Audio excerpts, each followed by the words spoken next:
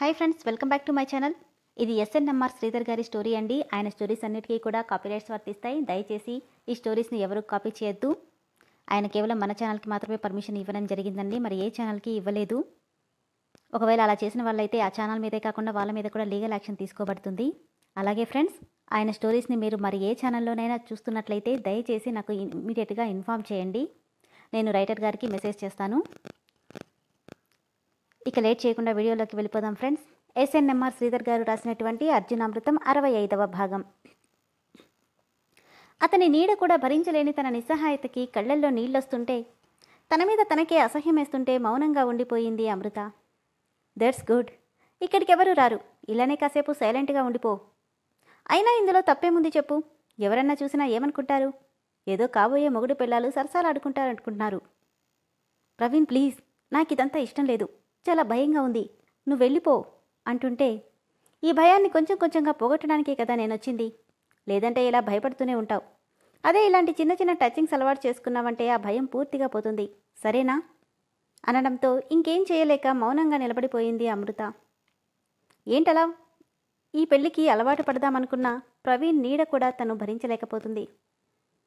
అమ్ము, నువ్వెంత అందంగా ఉంటావో తెలుసా? నిన్ను చూస్తే చాలు ఇంకా చూడాలనిపిస్తుంది అంటూనే దగ్గరికొచ్చి ఒక చెయ్యి చెంప మీదకి మరో చేత్తో నడుం మీదకి వెళ్ళబోతుంటే ఒక్కసారిగా డోర్స్ భల్లున తెరుచుకున్నాయి. ఆ సౌండ్స్కి అమృత ప్రవీణ్ని ఒక్కతోపు తోసేసి ఎవరొచ్చారని చూస్తుంటే, హ్యాండ్స్ ఫోల్డ్ చేసుకుని డోర్కి ఆనుకొని ఫేస్లో ఎలాంటి ఎక్స్ప్రెషన్ లేకుండా నిలబడి ఉన్నాడు అర్జున్. అర్జున్ అని అమృత కళ్ళు తేలేస్తే, వీడెప్పుడొచ్చాడు అనుకుంటూ గుటకలు మింగుతున్నాడు ప్రవీణ్. బేస్ వాయిస్తో, ఏం జరుగుతుంది ఇక్కడ అని అడగగానే తన గురించి ఏమనుకుంటుందో అర్థం కాక కళ్ళల్లో నీళ్లు ఉబ్బుకుతుంటే ఒక్క క్షణం కూడా అక్కడ ఉండకుండా పరిగెత్తుకుంటూ వెళ్ళిపోయింది అమృత. వెళ్తున్న తన వైపు క్రాస్ లుక్ ఇచ్చి, నిన్నేరా అడిగేది, ఏం జరుగుతుంది ఇక్కడ? అదంతా నీకెందుకురా అన్నాడు ప్రవీణ్. నాకెందుకా? ఇది నా ఇల్లు. ఇక్కడ ఏం జరుగుతుందో నాకు తెలియాలిగా. చెప్పు, ఏం జరుగుతుంది అంటూ ఒక్కో అడుగు వేస్తుంటే చిన్నప్పుడు కొట్టిన దెబ్బలు రీల్లాగా తిరుగుతూ ఒంట్లో షివరింగ్ స్టార్ట్ అయింది ప్రవీణ్కి. నిన్నేరా అడిగేది, ఏం జరుగుతుంది అంటూనే చెంప మీద లాగి పెట్టి కొట్టగానే కళ్ళు బైర్లు కమ్మేసి నోట్లో నుండి పళ్ళు బయటకొచ్చేశాయి. ఏం జరుగుతుంది ఇక్కడ అంటూనే గుండెల మీద గట్టిగా తన్నడంతో వెనక్కి పడిపోయాడు ప్రవీణ్. ఆ సౌండ్కి ఎక్కడో ఉన్న జానకి పరిగెత్తొచ్చి, అర్జున్ నువ్వెప్పుడొచ్చావు? అరే ప్రవీణ్, నువ్వేంటి అలా పడిపోయావు? ఏం చేస్తున్నారు మీరిద్దరూ అంటుంటే, అబే ఏం లేదమ్మా, పాపం ప్రవీణ్కి కళ్ళు తిరుగుతాయంట, పడిపోయాడు అంతే కదరా అంటూనే వాడి కాలర్ పట్టుకుని పైకి లేపుతుంటే, అలాగా, నేను వెళ్ళి మంచినీళ్ళు తీసుకొస్తానంటూ వెళ్ళింది జానకి. రేయ్, నీ పెళ్ళయ్యాక నీ ఇంట్లో నువ్వేమైనా చేసుకో, బట్ ఇక్కడ ఇలాంటి వెధవ పనులు చేసావంటే ఈసారి ఇక్కడే ఊతికి పారేస్తాను, గుర్తుపెట్టుకో. ఈ పెళ్ళి కానివరా, చెప్తాను నీ సంగతి. ఎక్కడైనా నువ్వు గెలుస్తావేమో కానీ అమృత విషయంలో మాత్రం నువ్వు ఓడిపోయావు. అదెప్పటికీ నాదే అన్నాడు ప్రవీణ్ గట్టిగా నవ్వుతుంటే ఆ నవ్వుకి అర్థం కాక, ఎందుకు నవ్వుతున్నావు? ఎగ్జామ్స్ రాయకుండానే ఫస్ట్ క్లాస్ వచ్చాను అన్నాడంట నీలాంటి ఒకడు. అందుకు నవ్వొచ్చిందిలే. ఇక వెళ్ళి ఊడిపోయిన పళ్ళు కట్టించుకో, లేదంటే పెళ్లికి ముసలాడిలా కనిపిస్తావు అనడంతో పళ్ళు నూరుతూ అక్కడి నుండి వెళ్ళిపోయాడు ప్రవీణ్. కోపంగా చూస్తూ తన రూంలోకి వెళ్ళిపోతుంటే కిచెన్లో నుండి ఓరకంట భయం భయంగా చూస్తున్న అమృత వైపు చురుగ్గా చూశాడు. క్షణంలో పక్కకు తప్పుకుంది అమృత. ఎత్తిన కళ్ళు ముందు దించకుండా తాగుతున్నాడు ప్రవీణ్. కుండ మొత్తం పూర్తవ్వగానే దాన్ని నేలకేసి కొట్టి, రే అర్జున్, ఈ పెళ్ళి అవ్వనివ్వరా, నీ సంగతి చెప్తాను అనుకుంటుంటే, ఏంటి చిన్నబాబు, ఎప్పుడూ లేంది ఇంతలా తాగుతున్నారు అని కంగారుగా అడుగుతుంది మంగ. తనని గట్టిగా మీదకి గుంజుకొని, నీకోసమేనే చిలక, నీతో సరసమాడాలంటే ఈ మాత్రం తాకపోతే ఎలా? నవ్వుతూ, అవును, పెళ్ళవగానే నన్ను మర్చిపోతారా? నిన్ను మర్చిపోవడమా? పెళ్ళే ఇదే. ఆ మాత్రానికి పెళ్ళెందుకు చిన్నబాబు, ఎప్పుడూ నాతో ఇలా ఉండొచ్చుగా. దాని మీద నాకు ఇప్పటిది కాదే, ఎప్పటి నుండో కన్నుంది. ఎక్కడ చెయ్యి దాటిపోతుందో అనుకున్నాను, కానీ మళ్ళీ నా గూటికే చేరుతుంది అనుకుంటుంటే తన షోల్డర్ మీద గట్టిగా కొరికేశాడు ప్రవీణ్. చిన్నగా కేకేసి, నిన్ను ఆ అమ్ములమ్మ ఎలా తట్టుకుంటుందో ఏంటో.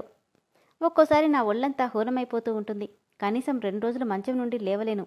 మరి ఆ అమృతమ్మ పరిస్థితి? అని మంగ అంటుంటే గట్టిగా నవ్వుతూ, దానికి ఒక్క రాత్రేంటే, ప్రతి రాత్రి అలానే ఉంటుంది. మామూలు అందమా దాంది, తినే కొద్దీ తినాలనిపించే బంగినపల్లి మామూలు పండు లాంటిది అంటూనే మనసులో అమృతని తలుచుకుంటూ మంగ మీద విరుచుకుపడుతున్నాడు ప్రవీణ్.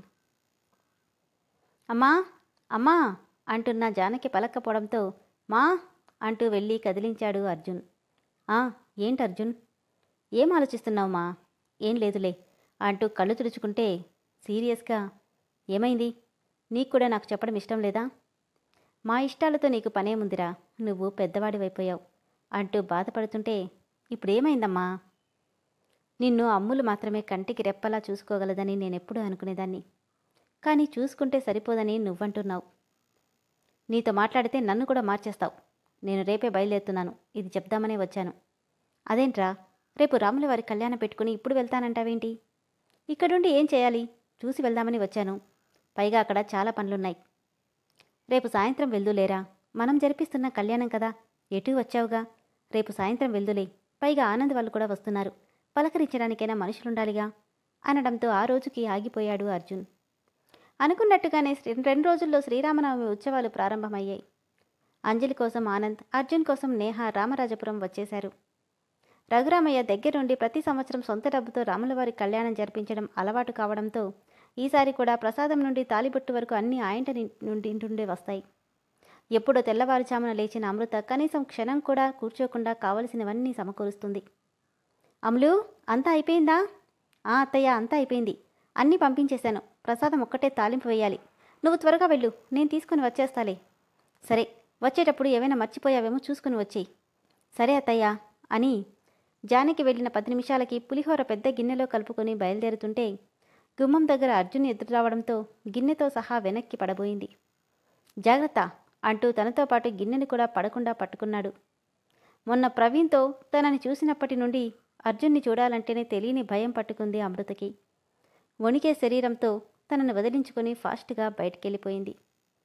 తన భయం, బెరుకు, షివరింగ్ అన్నీ తెలుస్తూనే ఉన్నా ఒక్క మాట కూడా అనకుండా వెళ్తున్న తనని చూసి సైడ్కి నవ్వుకుని లోపలికి వెళ్ళిపోయాడు అర్జున్. తను వెళ్ళేసరికి ఇంకా కళ్యాణం స్టార్ట్ అవ్వలేదు. అమలు, వచ్చేసావా? స్వామివారికి పట్టు వస్త్రాలు గుళ్ళో పెట్టించారు, వెళ్ళి తీసుకురామ్మా. సరే అత్తయ్య అని గుళ్ళోకెళ్ళి కన్నుల విందుగా కనిపిస్తున్న శ్రీరామచంద్రుణ్ణి చూస్తుంది. ఆ విగ్రహంలో తనకి అర్జున్ కనిపిస్తుంటే తెలియకుండానే కళ్ళు చెమరుస్తున్నాయి. ఇంతలో ప్రవీణ్ వచ్చి, అమ్ము, వచ్చేసావా? చిరాగ్గా, వచ్చాను. నీకోసమే చూస్తున్నాను, పద అలా వెళ్దాం అంటూ చేయి పట్టుకోబోతుంటే, ఇప్పుడా? కళ్యాణం స్టార్ట్ అవుతుంది కదా, నేను వెళ్ళాలి. తనకడ్డంగా నిలబడి, ఏంటి మళ్ళీ భయపడుతున్నావా? ఏం కాదు, పద అంటూ చొరవగా చేయి పట్టుకోబోయాడు. ఇంతలో ప్రవీణ్ అని శర్మ గట్టిగా పిలిచాడు. ఈ ముసలాడు కూడా ఇప్పుడే రావాలా అనుకుంటూ, ఏంటి పంతులు గారు? మీ నాన్న పిలుస్తున్నాడు. మా నాన్న అప్పుడే వచ్చేశాడా? మండపంలో ఉన్నాడు, వెళ్ళు అనడంతో వెళ్ళక తప్పలేదు ప్రవీణ్కి. తలంచుకున్న అమ్ముని చూసి, అమ్ములు అంటూ తలపైకెట్టాడు శర్మ.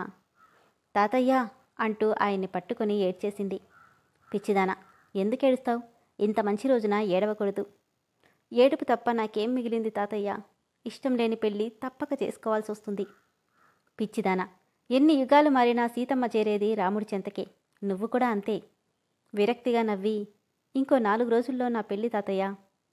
4 రోజులుంది, చూద్దాం ఏమవుతుందో అంటుండగానే, అదిగో నీ రాముడొస్తున్నాడు చూడు అనడంతో ఓరగా కళ్ళెత్తి చూసిన అమృతకి వైట్ కలర్ కుర్తా పైజామాలో క్లీన్ షేవ్తో నడిచొస్తున్న అర్జున్ని చూడగానే తెలియకుండానే కళ్ళు సిగ్గుతో వాలిపోతూ పెదవుల మీద నవ్వొచ్చేసింది. చూసావా, అర్జున్ని చూడగానే ఎలా సిగ్గుపడుతున్నావో? మరి ప్రవీణ్ నీతో మాట్లాడాలని చూసినా నువ్వు ఇష్టపడం లేదు. తాతయ్య, అంతా మంచి జరుగుతుంది, బాధపడకు. అంతా మంచి జరుగుతుంది, బాధపడకు అని ఆప్యాయంగా తల నిమరడంతో పట్టు వస్త్రాలు తీసుకుని కింద మండపంలోకి వెళ్ళిపోయింది అమృత. కళ్యాణం మొదలై వినసొంపుగా మంత్రాలు చెవులకి చేరుతుంటే మనసొక చోట తనువొక చోట అన్నట్టుగా తయారైంది అమృత పరిస్థితి.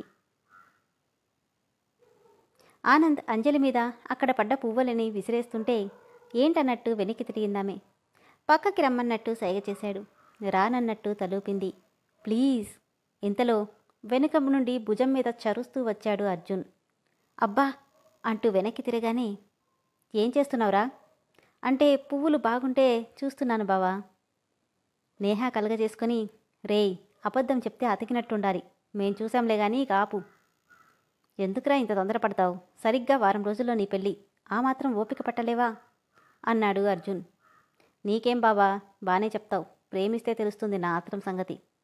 అబ్బో గొప్పేలే. మాటిమాటికి నా చెల్లెల మీద ఇలా పూలు రాళ్ళు విసురుతుంటే చూసేవాళ్ళకి బాగోదు. కాబట్టి ఈ వారం రోజులు అన్నీ మూసుకోనుండు. అవునరా, మన ముగ్గురిలో నా పెళ్ళి ముందైపోతుంది. మరి మీరిద్దరి పెళ్ళెప్పుడు? చేసుకుంటాంలేరా, అప్పుడే ఏం తొందరొచ్చింది. ముందు నీ పెళ్ళి కానివ్వు అంది నేహ. ఒక పని చేద్దామా? ఏంట్రా అది? నువ్వొక అమ్మాయిని ఇదొక అబ్బాయిని వెతుక్కోవడం ఎందుకు చెప్పు? మీరిద్దరు పెళ్లి చేసుకుంటే సరిపోతుంది కదా అనగానే నేహ సిగ్గుపడుతూ తలుంచుకుంటే, ఏరా, దీన్ని పెళ్లి చేసుకుంటే మరుసటి రోజే నేను సన్యాసం తీసుకోవాలి అనగానే గట్టిగా, రేయ్, అంటే నేనంత గయ్యాలినా? నీకు డౌటేమో, నాకు వీడికి ఎలాంటి డౌటు లేదు. రేయ్ నిన్ను అంటూ అర్జున్ వీపు మీద బాదుతుంటే, అబ్బా ఆగవే, ఏదో ఊరికే అన్నాను, వదిలేయ్ అంటూనే తన భుజం చుట్టూ చెయ్యేసి దగ్గరికి తీసుకున్నాడు అర్జున్. ఇంకోసారి ఇలా అన్నావంటే జాగ్రత్త అని ముగ్గురూ నవ్వుకుంటుంటే, నేహ అర్జున్ దాదాపు ఒకరి మీద ఒకరు కూర్చున్నట్లు ఉండడం, వీళ్ల మాటలు నవ్వులు వింటున్న అమృతకి అర్జున్కి నేహ అంటే ఇష్టమనుకుంటా అనుకుంది. నేహాని పైనుండి కింద వరకు ఓసారి చూస్తే హాఫ్ సారీ వేసుకున్న ఈ కాలానికి తగ్గట్టుగా రెడీ అవడం వల్ల చాలా ఆనందంగా కనిపిస్తుంది. తనని తాను ఒకసారి చూసుకుంది. పొద్దున్నుండి అలసిపోయిన శరీరంతో ఏ అలంకరణ లేకుండా ఉన్న తనను చూస్తుంటే తనకే చిరాగ్గా అనిపించింది అమృతకి. బాధగా నవ్వుకొని అర్జున్ వైపు చూస్తూ, ఆశకి కూడా హద్దుండాలి. చదువు సంధ్య లేని నాలాంటిది ఎక్కడో ఫారిన్లో చదువుకున్న వాడిని కావాలనుకోవడం అత్యాశే అవుతుంది. వాడికి కూడా తనంటే చాలా ఇష్టమున్నట్లుంది. పైగా ఇన్నేళ్ళు కలిసి చదువుకున్నారు అనుకుంటుంటే, మరి నువ్వు 15 సంవత్సరాల వాడితో కలిసున్నావు అంటూ తన మనసు తనకే ఎదురు తిరుగుతుంది. కలిసున్నాను, కానీ వాడి మనసులో స్థానం సంపాదించుకోలేకపోయాను. కనీసం అంజలిలా చదువుకోలేకపోయాను. అందుకే ఈరోజు నాకు ఈ పరిస్థితి అని బాధపడుతుంటే, ఇంతలో అమలు అమలు అంటూ జానకి కేకేసింది. ఏంటత్తయ్య? అక్షింతలు కనిపించట్లేదు, ఎక్కడ పెట్టావు? అక్షింతలా? పెట్టానే, ఎక్కడో మర్చిపోయినట్టున్నావు. ఇంకాసేపట్లో మంగళధారణ, ఇప్పుడెలానే? నువ్వేం కంగారు పడకత్తయ్యా, నేనిప్పుడే వెళ్ళి తీసుకొస్తానంటూ ఇంటికి పరిగెట్టింది. ఇంతలో అర్జున్ అంటూ కేకేశాడు శర్మ. ఏంటి పంతులు గారు, కాళ్ళు నొప్పులుగా ఉన్నాయిరా. పైన స్వామి పాదాల దగ్గర మంగళసూత్రాలుంటాయి, తీసుకొనిరా నాయనా.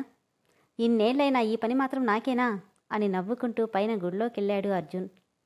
ఎక్కడ పెట్టారు అనుకుంటూ అన్ని బ్యాగ్స్ సర్చ్ చేసి మంగళసూత్రాలు తీసుకొస్తూ అలవాటుగా ముళ్ళు వేసుకుంటూ వస్తున్నాడు అర్జున్. అప్పుడే ఫోన్ రింగ్ అవ్వడంతో ఒక చేత్తో ఫోన్ లిఫ్ట్ చేసి మాట్లాడుతూ మరో చేత్తో ముళ్ళు వేస్తూ మెట్లు దిగుతున్నాడు. అదే టైంకి పెద్ద గిన్నెలో అక్షింతలు తీసుకుని హడావిడిగా కింది నుండి పైకొస్తుంది అమృత. దాదాపు ఇద్దరూ ఒకరిపై నుండి ఒకరొకరు దిగి వస్తున్నారు. ఫోన్ మాట్లాడుతున్న అర్జున్ పొరపాటున కింద చూసుకోకుండా నీళ్లు పడ్డ చోట కాలు పెట్టడం, అది కాస్తొస్తున్న సర్రున జారి ఫోన్ కింద పడిపోవడం, ఎవరో తోసినట్టే పరిగెత్తుకుంటూ వచ్చి ఎదురుగా వస్తున్న అమృత మీద పడిపోవడంతో తన చేతిలో ఉన్న మంగళసూత్రాలు అమృత మెల్లో పడిపోతే అమృత చేతిలో ఉన్న అక్షింతలు గాల్లోకి ఎగిరిపోయాయి. మీద పడిన ఫోర్స్కి వీళ్ళిద్దరూ ఒకరి మీద ఒకరు దొర్లుకుంటూ మెట్ల కిందికి జారిపోయారు. వీళ్ళు ఆఖరి మెట్టుకి చేరేసరికి గాల్లోకి ఎగిరిన అక్షింతలన్నీ తలంబ్రాలుగా ఇద్దరి మీద పడిపోయాయి. కింద పడిన 10 నిమిషాలకి ఇద్దరూ తేరుకొని పైకి లేచి నిలబడ్డారు. డ్రెస్ తులుపుకొని అమృత వైపు చూడగానే, గీరుకుపోయిన చేతులు చూసుకుంటున్న అమృత మెడలో పచ్చగా మెరుస్తున్న మంగళసూత్రాలు చూడగానే నోట్లో మాట నానట్టే చూస్తుండిపోయాడు అర్జున్.